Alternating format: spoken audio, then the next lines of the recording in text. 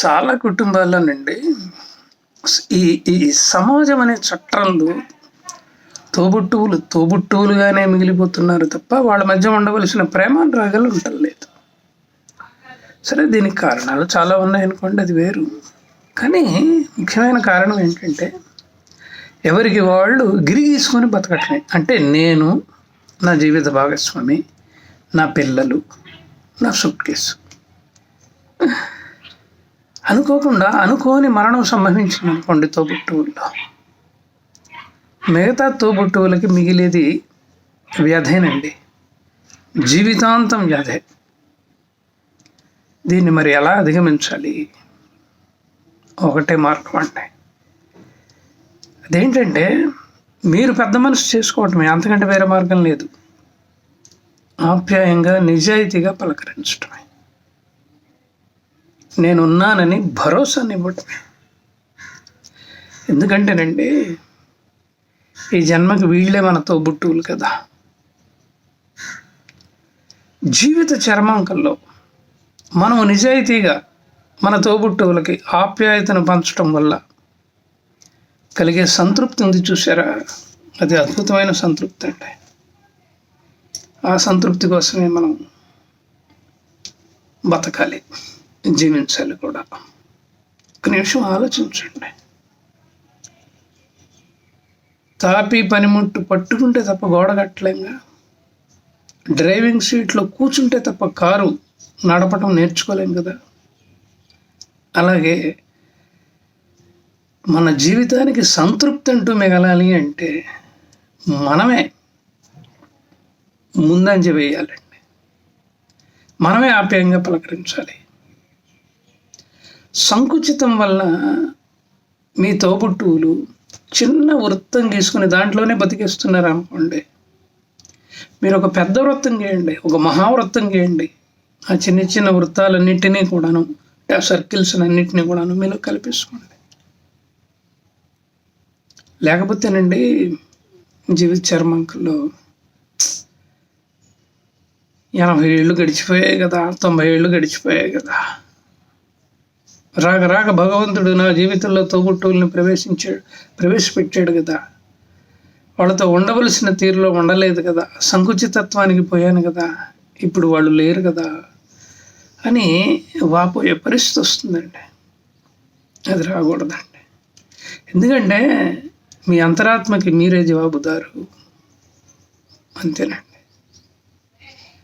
కాలం ముంచుకొస్తూ ఉంటే మనకి ఇతరులు చేసిన మంచి పనులు ఏమీ గుర్తుకు రావండి.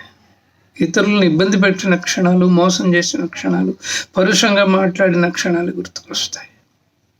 కాబట్టి ఈరోజే, ఈ క్షణమే, ఈ గంటే మన జీవితంలో గొప్ప టర్నింగ్ పాయింట్ అండి. ఒక గంట సేపు మెడిటేషన్ చేస్తూ అలా కూర్చోండి, తోబుట్టువుల గురించి ఆలోచించండి. నాకేం పోతుంది? పోయి ఆప్యాయంగా పలకరిస్తాను, హాయిగా మాట్లాడతాను. మా మధ్య ఎన్నైనా ఉండవచ్చు, ఎందుకంటే నా మనసు పెద్దది అని చెప్పేసి అలా అనుకోండి. మీలో ఏది కదలాలో అది కదులుతుందండి. తప్పకుండా కార్యోన్ముఖులవుతారు మీరు. నా మాట వినండి. ఎందుకంటే ఒక కేసులో నేను కౌన్సిలింగ్ చేసిన తర్వాత ఈ అద్భుతం జరిగిందండి. ఆ కౌన్సిలింగ్ ప్రేరణగానే నేను ఈ వీడియో చేస్తున్నాను. భగవంతుడు అవకాశాలు ఇస్తూ ఉంటాడండి. వాటిని కనుక సద్వినియోగం చేసుకుంటే మనకి తెలియకుండా మనం మారిపోతాము. అలాగే ఇతరులు కూడా మారిపోతారండి. ఇతరులు కూడా మారిపోతారు. జీవితంలో తల్లిదండ్రుల్ని, మిత్రుల్ని, గురువుల్ని, తోబుట్టువుల్ని ప్రవేశపెట్టడానికి భగవంతుని దృష్టిలో ఒక కారణం ఉందండి. ఒక కారణం ఉంది. అది మెల్లమెల్లగా తెలుస్తూ ఉంటుందండి. తోబుట్టువులు లేని జీవితము వ్యధతో నిండి ఉంటుందండి. మీరు చూసే ఉంటారు కదా, కొన్ని కుటుంబాల్లో ఒకటే కూతురు ఉంటుంది, లేకపోతే ఒకటే కొడుకు ఉంటాడు. వాళ్ళకి ఈ ప్రేమానురాగాల మధ్య పెరిగే అవకాశం లేదండి. అందువలన వాళ్ళు పెంకిగా తయారయ్యే అవకాశం ఉంది.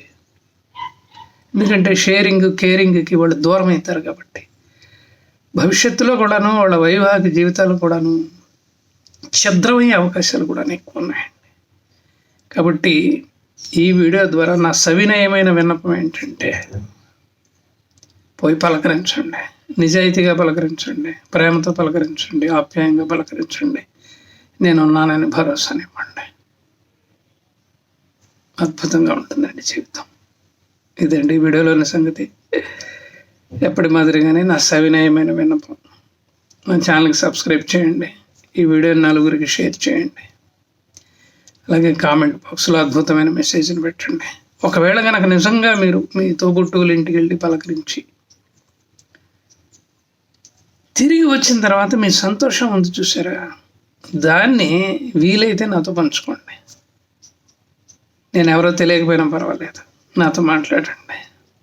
నా ఫోన్ నెంబర్ 9491063089. నమస్కారం.